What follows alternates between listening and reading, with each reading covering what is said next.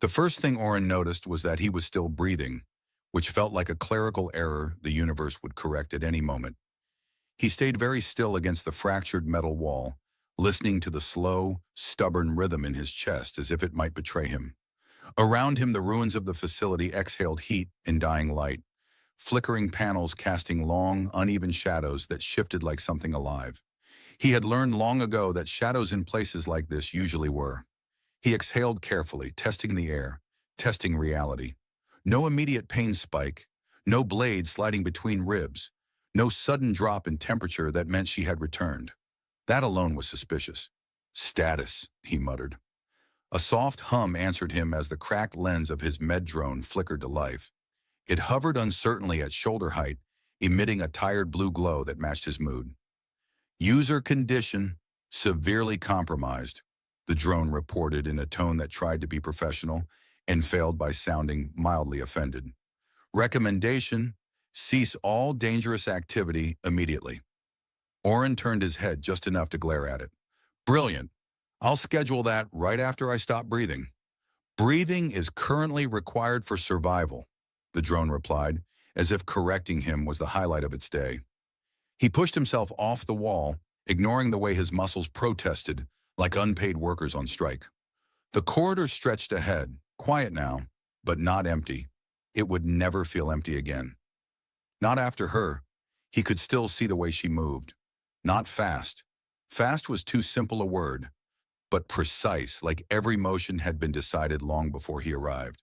Her figure had emerged from the darkness without sound, without warning, as if the shadows had decided to take shape.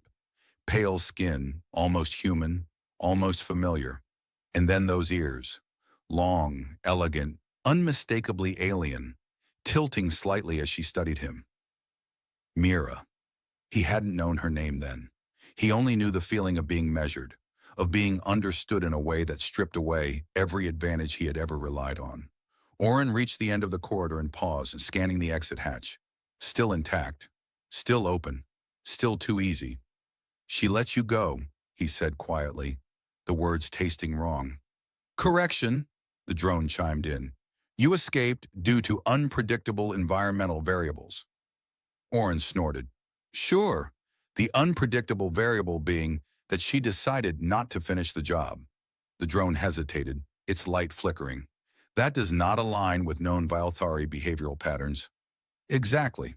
He stepped through the hatch into the open night of the outer platform, where the sky stretched in unnatural colors.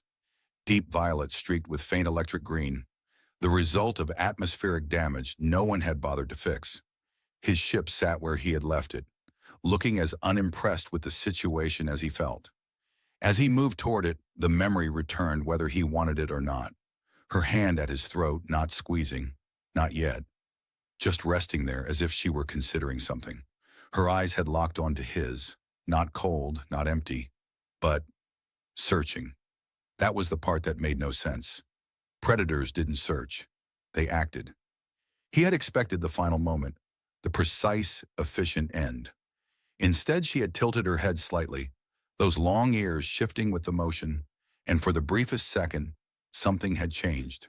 A flicker, a pause, then she stepped back. Just like that. No explanation, no warning. She simply turned and disappeared into the dark, leaving him standing there like a man who had forgotten his own lines in the middle of a performance. Oryn reached his ship and stopped at the base of the ramp, staring at the closed hatch. You ever get the feeling, he said slowly, that something very bad decided to give you a second chance, and you're not sure why? Frequently, the drone replied. It is usually followed by worse outcomes. Great. That's comforting. The ramp hissed open, and he stepped inside, the familiar hum of the ship wrapping around him like a reluctant welcome. He dropped into the pilot's seat with less grace than he would have preferred and began the startup sequence, fingers moving automatically over the controls. Systems flickered to life one by one. Navigation, shields, weapons, mostly functional, which was better than he expected. Course, the ship's interface prompted. Oryn leaned back, closing his eyes for a moment. Home, he thought, or something close enough to pretend. Set course for station K-17, he said. Course plotted.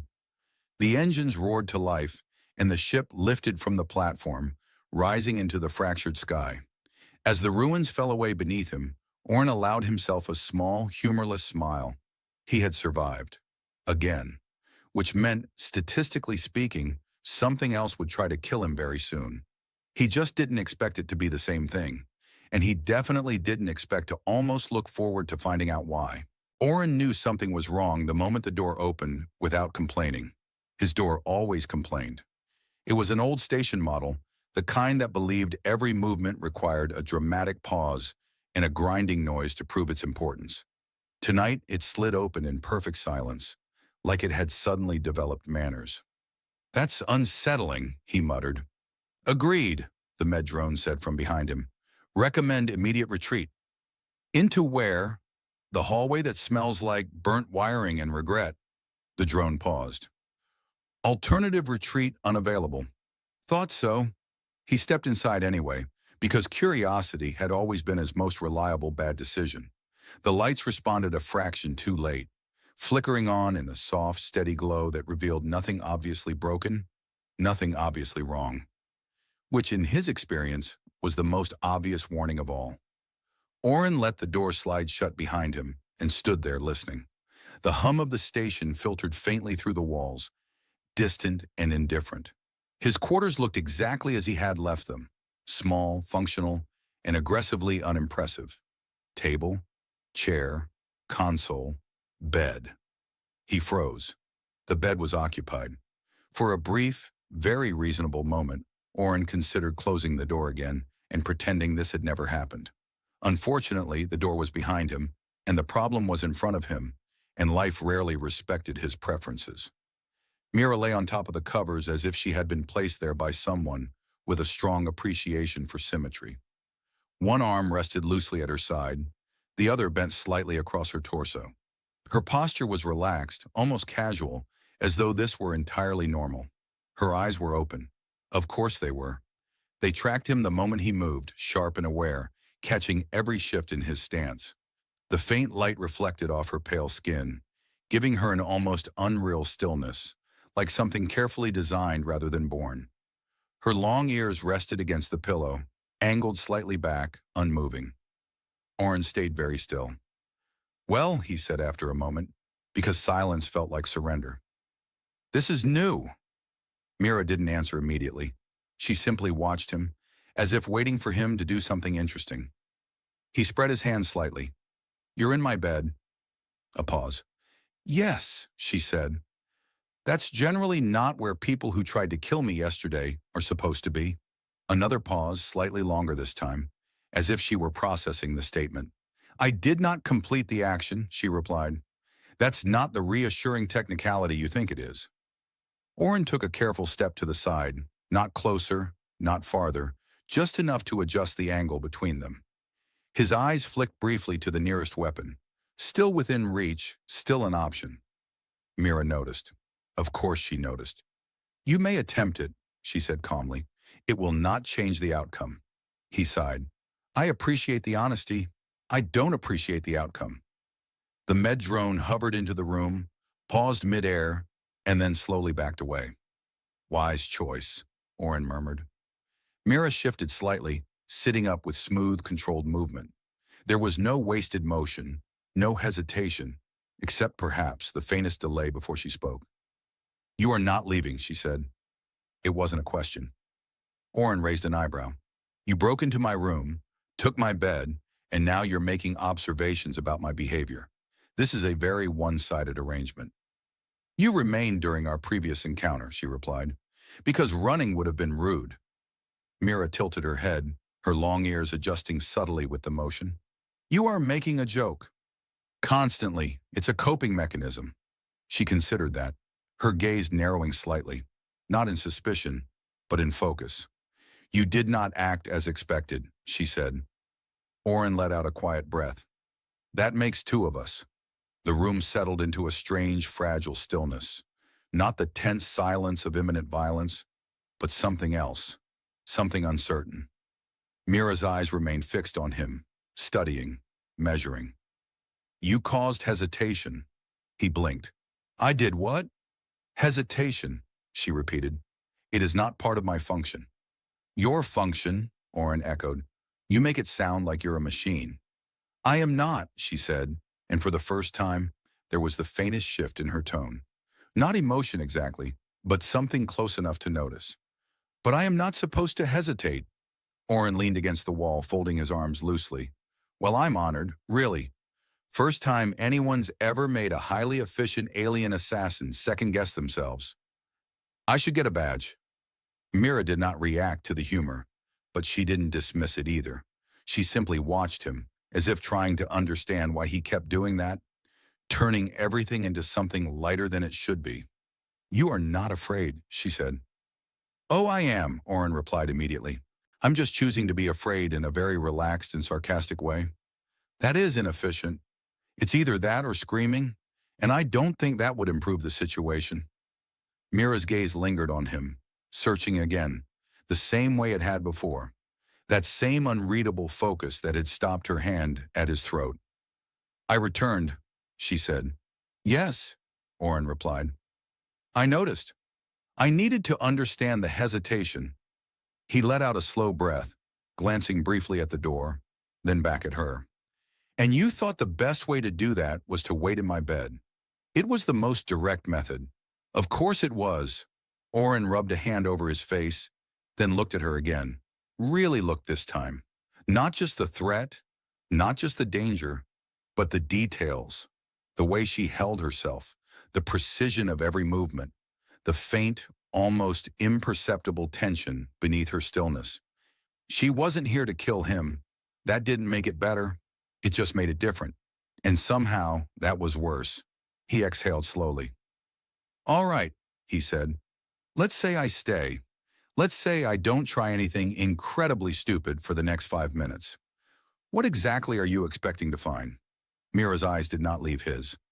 The reason, she said quietly, why I did not end you. Oryn gave a small, tired smile. Yeah, he murmured. I'd like to know that too. Oryn did not sleep. That wasn't unusual. What was unusual was the reason. Normally, the lack of sleep came from bad contracts, worse decisions, or a station neighbor who believed drilling into metal at 3 in the morning was a personality trait. Tonight, it was because a highly efficient alien huntress was sitting on his chair, watching him like he might do something interesting if she waited long enough. You could at least pretend to blink, he said, staring at the ceiling. I am blinking, Mira replied. That's worse. That means you're choosing this. Silence settled again, but it wasn't empty. It had weight now, like something quietly pressing against the edges of the room.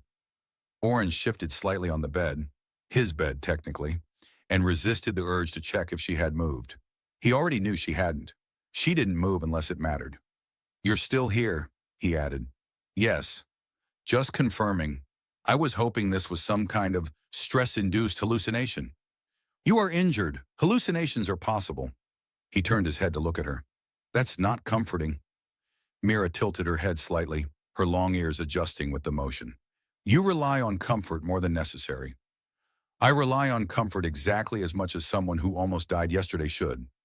That is not a measurable unit. It is now. Oryn pushed himself up into a sitting position, ignoring the quiet protest from his ribs. The room looked the same, small, contained, and now permanently compromised by her presence. Mira sat with perfect posture, hands resting loosely, as if she had always been part of the furniture. You're analyzing me, he said. Yes. Good, I was worried you were just here for the interior design. Mira's gaze didn't shift. Your environment is inefficient. Thank you. I'll put that on a plaque. She stood. The movement was smooth, almost too smooth, like gravity had agreed to cooperate with her personally. Oryn's attention sharpened instantly, his body reacting before his thoughts caught up. Relax, she said. I am relaxed. You prepared to move. That's my version of relaxed. Mira stepped closer, not quickly, not threateningly, but with a certainty that made the distance between them feel smaller than it was. She stopped just out of reach. Your responses are inconsistent, she said. I've been told that adds character. It adds unpredictability. Same thing? Her eyes narrowed slightly, not in aggression, but in concentration. She was studying him again, but this time it felt different. Less like a hunter evaluating prey, more like someone trying to solve a problem that refused to behave logically. You joke when threatened, she said. Correct. You remain when escape is possible. Also correct. You engage instead of withdrawing. All right, now it sounds like I'm making bad life choices, which is unfair because I absolutely am, but I prefer not to have them listed out like this. Mira ignored the comment, her focus unwavering. These behaviors do not align with survival optimization? Oryn shrugged. Maybe survival isn't always the point. She went still. Not physically, she was always still, but something in her attention sharpened, as if that statement had landed somewhere unexpected. Explain, she said. He hesitated, then exhaled slowly. Look, if I ran every time something dangerous showed up, I wouldn't have a job, or a life, or honestly, any stories worth telling. Stories are not necessary for survival. No, he agreed, but they make it worth it. Mira didn't respond immediately. Her gaze shifted slightly, not away from him, but inward, like she was processing something unfamiliar.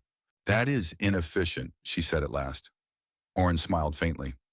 You keep saying that like it's a bad thing. It is. And yet, here you are, sitting in my room, not killing me. Another pause. Yes, she said.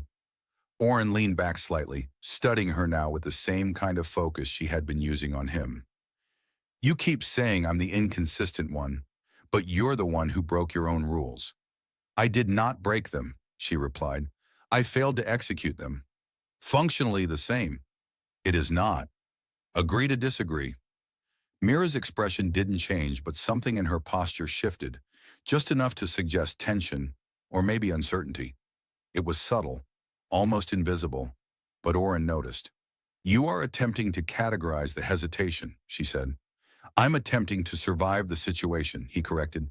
Categorizing is just a bonus. She stepped closer. This time Oryn didn't move.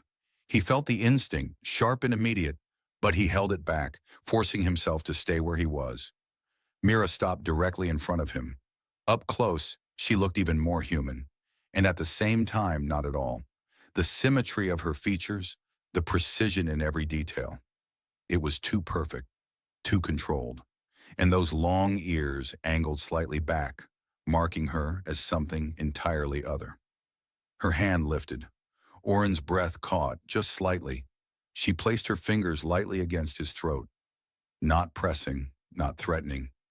Just there.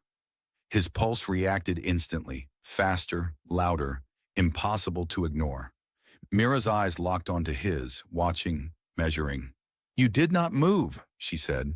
I'm trying something new, Oryn replied quietly. It's called terrible decision-making.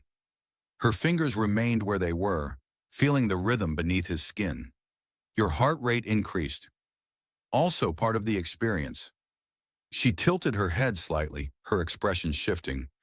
Not into emotion, but into something closer to curiosity. This is the point, she said softly, where I should end you. Oryn held her gaze. Yeah, he said. I remember. Silence stretched between them, thick and heavy. Her fingers didn't move. Her hand didn't tighten. She hesitated. Again. Mira's eyes narrowed slightly, not at him, but at the moment itself, as if it had betrayed her expectations. It is happening again, she said. Oryn let out a slow breath. Yeah, he murmured. Looks like it. Her hand lowered, withdrawing from his throat with the same controlled precision. She stepped back. The distance returned, but something had changed. Mira stood there completely still, her gaze fixed on him. But now there was something else beneath it, something unfamiliar, something unresolved. I do not understand this, she said. Oryn rubbed the back of his neck, exhaling softly. That makes two of us. The room felt different now, not safer, not calmer, just different. And for the first time since she had walked in, Oryn realized something that made far less sense than anything else that had happened. He wasn't just trying to survive her anymore. He was trying to understand her, which he suspected was a much worse idea. The message arrived with a sound Oryn had come to associate with disappointment.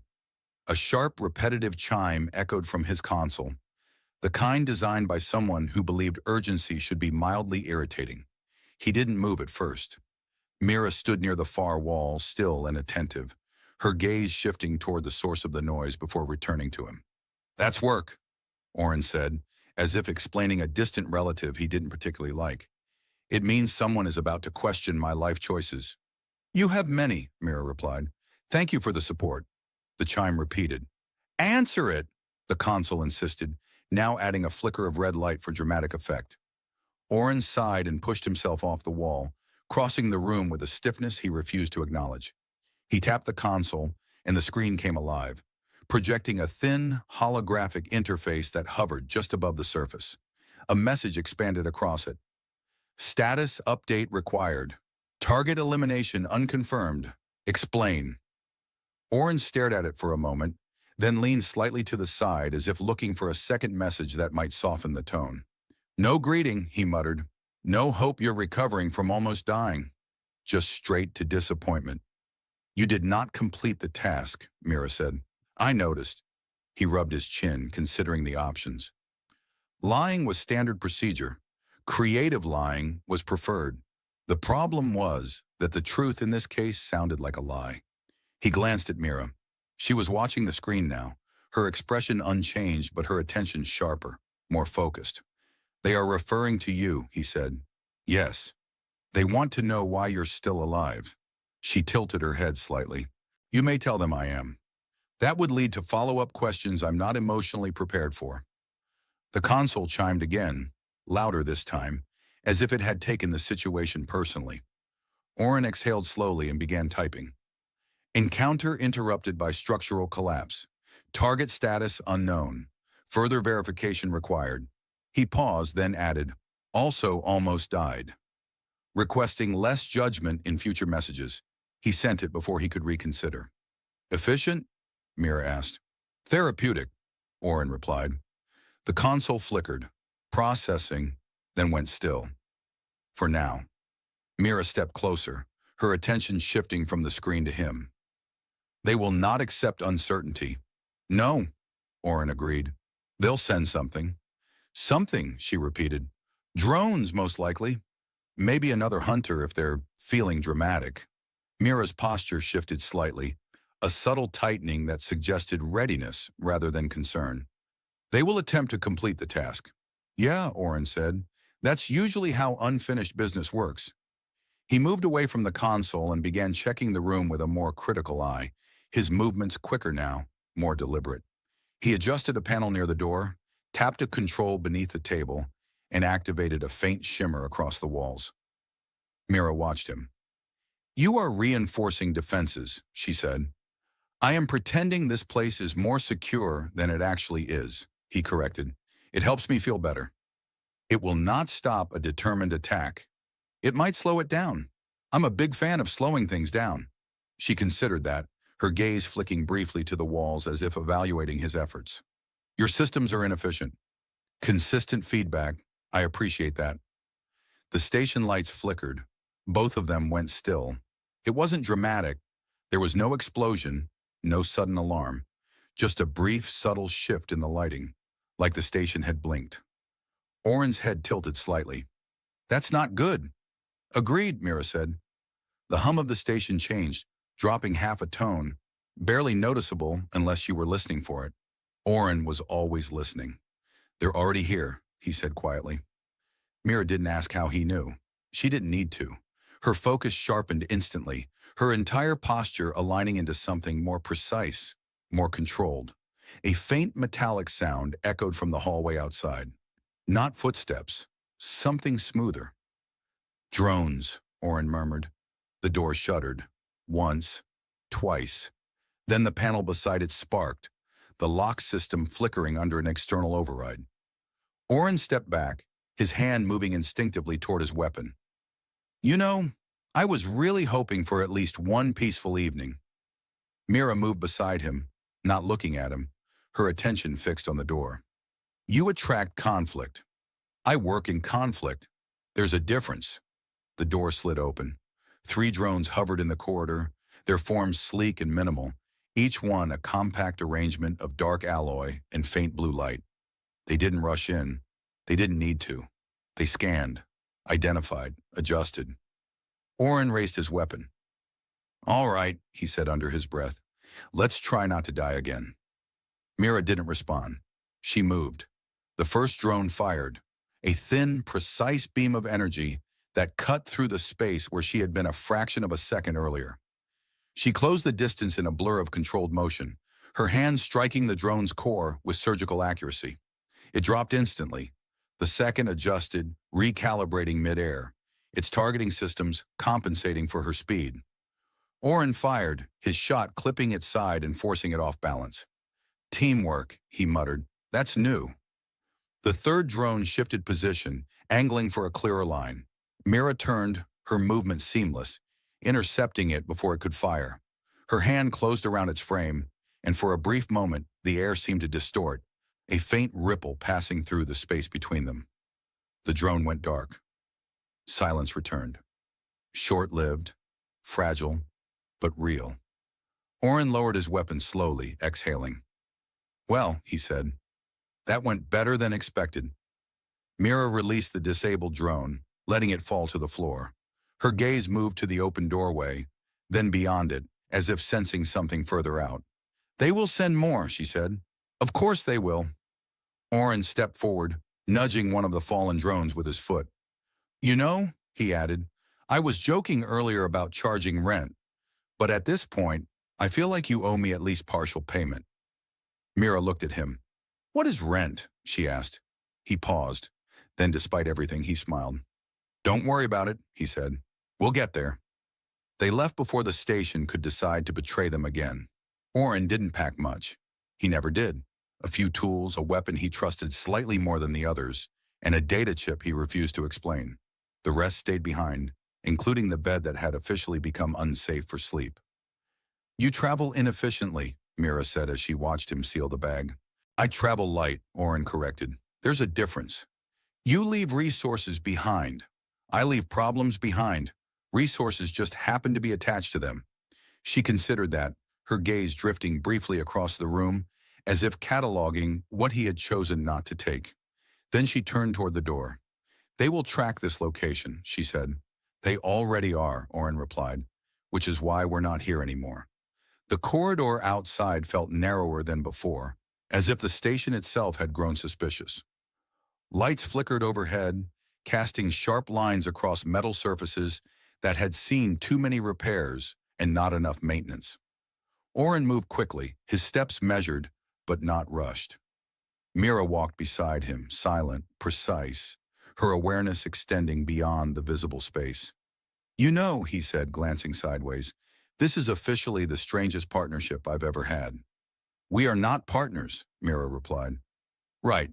Temporary, non-lethal coexistence. That is more accurate. I'll put it on a business card." They reached the lift shaft. The doors were open, which was either convenient or deeply concerning. Oryn stopped. "This feels like a trap." "It is likely," Mira said. "Good. I was worried I was getting paranoid." He stepped inside anyway. The lift hummed to life, descending smoothly into the lower levels of the station. The walls vibrated faintly, the sound echoing in a way that made the space feel smaller than it was. "You could have left," Mira said suddenly. Oryn leaned back against the wall. "I still can, but you do not." He shrugged. "I'm curious." "That is not a sufficient reason to risk termination. Neither is hesitation, apparently." Mira went still at that. The lift continued its descent. "You are still analyzing it," Oryn added. "Yes. Any progress?" "No." "Good," he said. "I'd hate to think I'm easy to figure out." Mira's gaze shifted to him, steady and unreadable. "You are not." "Best compliment I've had all week." The lift doors opened with a soft hiss, revealing a lower corridor that was quieter, darker, and far less maintained. The hum of the station was weaker here, replaced by the distant echo of machinery struggling to stay operational. Oryn stepped out first, scanning the area. "All right," he said. "We take the long way to the docking bays. Less traffic, fewer surprises." "More confined," Mira noted. "Everything is more confined when something is trying to kill you." She didn't argue. They moved through the corridor, their footsteps muted against the worn metal floor. The air was cooler here, carrying a faint metallic scent that suggested systems running just below optimal levels. "You still have not explained," Mira said. "About what?" "Why you remained." Oryn exhaled slowly, adjusting the strap of his bag. "I told you, curiosity. That is incomplete. Most of my decisions are." She stopped walking. Oryn took 2 more steps before realizing she wasn't beside him anymore. He turned, raising an eyebrow. "This feels like a serious moment." Mira stood in the dim light, her posture unchanged, but her focus sharper, more direct. "You chose not to escape," she said, "even when the probability of survival increased by doing so." Oryn tilted his head slightly. "You ran the numbers?" "Yes. And?" "Your decision was inefficient." He smiled faintly. "You keep coming back to that." "Because it is accurate." "Maybe," he said, "or maybe your definition of efficient is too narrow." Mira's gaze didn't waver. "Explain." Oryn hesitated, then shrugged lightly. "You're not just a target anymore." Silence. Mira didn't react immediately. The words seemed to settle somewhere between them, not fully understood, but not dismissed either. "That changes the variables," he added. "It should not." "Yeah," he said. "That's the problem." Mira studied him, her expression shifting almost imperceptibly, as if something was adjusting beneath the surface. "You are redefining the interaction," she said. "I'm adapting," Oryn replied. "You should try it sometime." "I am," she said. That stopped him. For a moment, neither of them moved. Then the corridor lights flickered. Oryn's attention snapped forward instantly. "That's not a coincidence." "No," Mira agreed. A low mechanical sound echoed ahead, faint but distinct. Oryn reached for his weapon. "More drones?" Mira's head tilted slightly, her ears angling forward. "No." The sound came again. Closer. Not smooth like the drones. Heavier. Irregular. "Better or worse?" Oryn asked. "Worse," Mira said. "Great." The shadows at the far end of the corridor shifted. Something moved within them. Oryn raised his weapon, his grip steady despite the tension tightening in his chest. "You want to tell me what we're dealing with?" Mira stepped forward slightly, her posture aligning into something sharper, more focused. "A correction unit," she said. "That sounds official." "It is designed to eliminate deviation." Oryn glanced at her. "Meaning you?" "Yes." "And me?" "Collateral," he sighed. "Of course." The shape emerged from the shadows, larger than the drones, its form more complex, more deliberate. Its surface absorbed the light rather than reflecting it, and its movements carried a weight that suggested purpose rather than efficiency. Oryn tightened his grip on his weapon. "All right," he muttered. "Let's see how bad this gets." Mira didn't respond, but she moved. And this time, there was no hesitation at all. The thing did not rush. That was the first problem. Oryn had learned to respect anything that didn't feel the need to hurry. Fast enemies relied on speed. This one relied on certainty. It stepped forward with heavy, deliberate motion, its form unfolding slightly with each movement, as if adjusting to the space rather than being constrained by it. "That's not reassuring," Oryn muttered. "It is not designed to be," Mira said. The correction unit's surface shifted, faint lines of dim light forming across it like veins beneath metal. Its head, if it had one, tilted just enough to register them. Oryn raised his weapon. "You ever get the feeling something is judging you?" "Yes," Mira replied. "It is." "Good. I like clarity." The unit moved again, faster this time. Oryn fired. The shot hit, a direct impact that should have staggered anything with reasonable design limitations. Instead, the energy dispersed across its surface, absorbed, redirected. The thing didn't even slow down. "All right," Oryn said. "New plan." That didn't work. Mira was already moving. She closed the distance in a blur of controlled precision, her body aligning perfectly with each step. She struck the unit at a structural point. Oryn could tell by the way she aimed, not randomly, but with purpose. The impact landed. The unit reacted. Not by falling, not by breaking, but by adjusting. Its arm, longer than it had seemed before, shifted mid-motion, intercepting her strike and redirecting it. Mira twisted, avoiding the counter, but the force of it pushed her back a step. Oryn blinked. It adapts. Yes, Mira said. Of course it does. The unit advanced again, its movements slightly altered now, as if it had already learned from the exchange. Its attention was fixed entirely on Mira. You're the priority, Oryn said. Yes. That's not comforting. It is accurate. The unit lunged.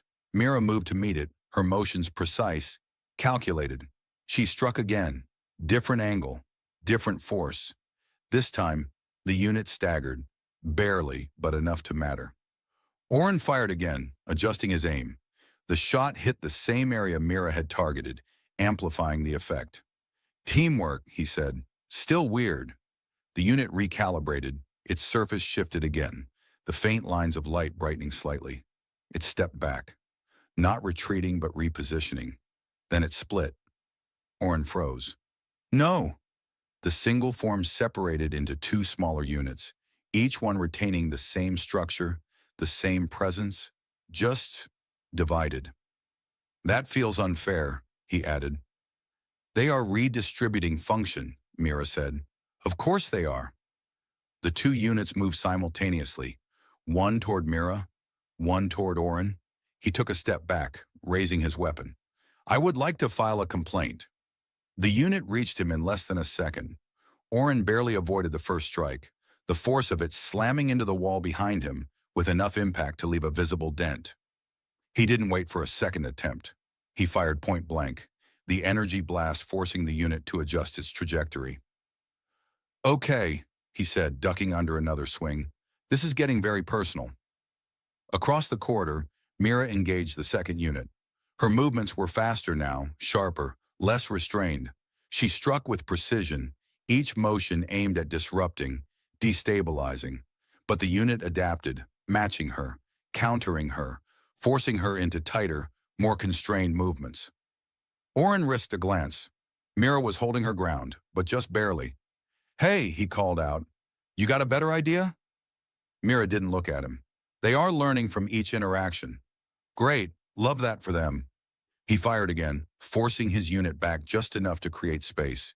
His mind raced, scanning the environment, the structure, the patterns.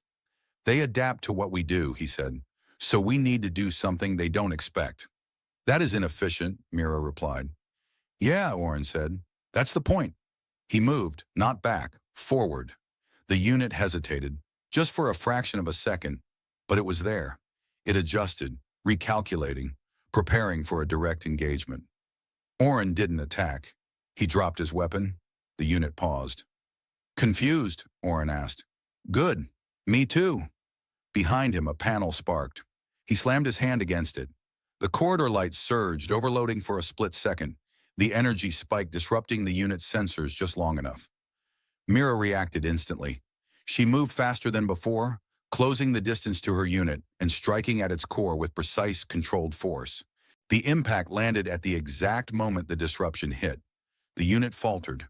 Oryn grabbed his weapon again and fired at the same point. The combined force destabilized it. The unit collapsed. Across the corridor, the second unit reacted, its movements shifting abruptly, its focus dividing. Mira didn't give it time. She closed the gap, her motion sharp, decisive. This time there was no hesitation, no analysis, just action. She struck. The unit shattered. Silence returned, heavy. Oryn leaned back against the wall, breathing harder than he wanted to admit. Okay, he said. That was definitely worse. Mira stood still, her posture steady, her breathing controlled. It adapted, she said. Yeah, Oryn replied. And then we adapted faster. She looked at him. You introduced unpredictability, she said. I told you, he said. I'm full of bad ideas. Mira's gaze lingered on him, her expression unreadable. But something in it had shifted again. Something subtle, something deeper. You acted without regard for efficiency, she said. Story of my life. She stepped closer. Oryn straightened slightly, watching her. You're doing that thing again where you look like you're about to analyze me. I am not analyzing, she said. That's new.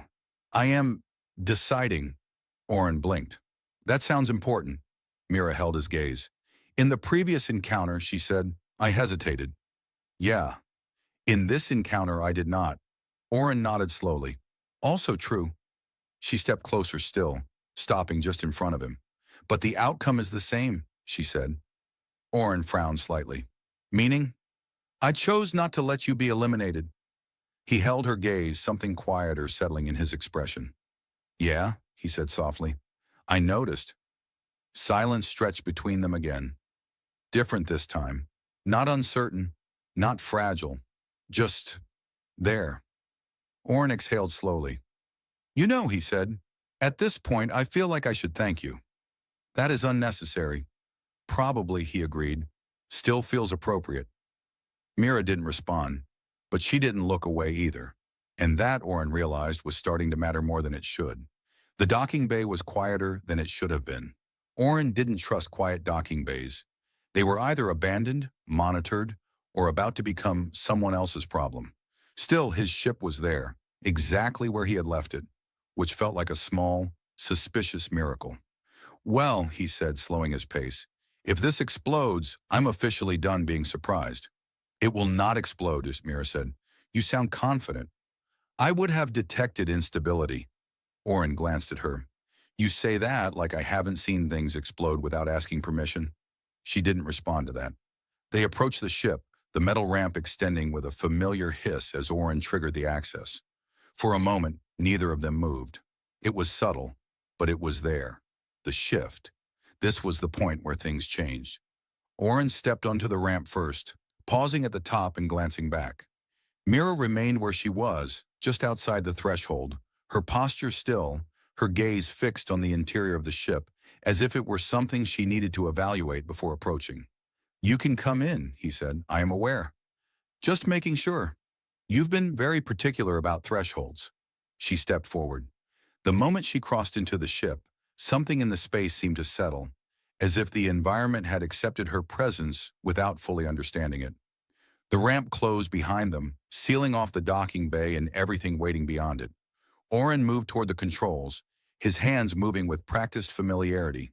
Systems flickered to life, the ship humming as it prepared for departure. Course? The interface asked. He hesitated. That hadn't happened before.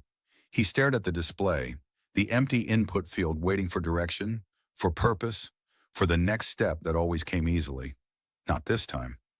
Anywhere that isn't here, he said finally. Course requires specification. Of course it does. Mira stood behind him, watching, her attention not on the controls but on him. You are uncertain, she said. I'm considering my options. That is uncertainty. He leaned back slightly in the chair, exhaling. Usually this part is simple. I go where the next job is, get paid, try not to die, repeat. And now? Oryn glanced at her. Now, he said, I'm thinking maybe I don't want to repeat. Silence followed that. Not uncomfortable, just real. Mira moved closer, stopping beside him. Your previous pattern was consistent. Yeah, he said.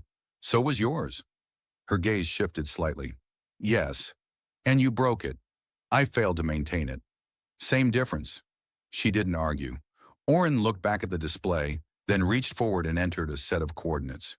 Random, distant, unimportant. Not a job, not a contract, just a direction. Course set, the interface confirmed. The ship lifted smoothly, leaving the docking bay behind. The station shrank in the viewport, its structure fading into the vastness of space. Oryn watched it for a moment, then leaned back, his expression quieter than it had been before. That's it, he said. No one chasing us for at least 5 minutes. Approximately, Mira said. I'll take it. The ship settled into its trajectory, the steady hum of the engines filling the silence.